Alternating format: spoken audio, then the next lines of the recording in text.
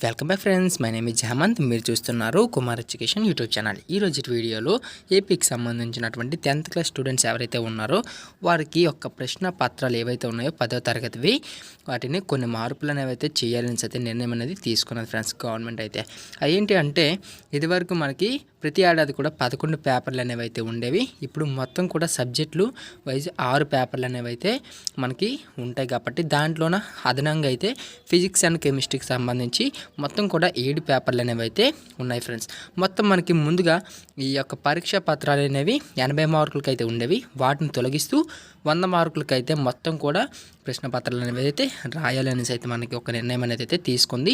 మొత్తం 6 సబ్జెక్టులు 600 మార్కులకి అయితే ఒక పరీక్షలు అనేవి అయితే జరుగుతాయనేసి అయితే ఇక్కడ పాఠశాల విద్యాశాఖ ముఖ్య కార్యదర్శి గారు అయినటువంటి బి రాజశేఖర్ గారు అయితే ఒక ప్రకటనలో అయితే తెలిపారు ఫ్రెండ్స్. అయితే ఒక 2021లో నిర్వహించేటువంటి పబ్లిక్ పరీక్షలు అనేవి అలానే అడ్వాన్స్ సప్లిమెంటరీ పరీక్షలు అనేవి 7 పేపర్ల విధానం ఉంటుంది అనేసి కూడా ఒక ప్రభుత్వం అనేది సవరించడం జరిగింది. ఓకే ఫ్రెండ్స్, నా మరిన్ని లేటెస్ట్ అప్డేట్స్ కోసం అయితే మన కుమార్ ఎడ్యుకేషన్ ఛానల్ని లైక్ చేయండి, షేర్ చేయండి, సబ్స్క్రైబ్ చేయండి. ఇంకేమైనా డౌట్స్ ఏమైనా ఉన్నట్టుగా కింద కామెంట్ సెక్షన్లో కామెంట్ చేయండి. Thank you for watching. జై హింద్.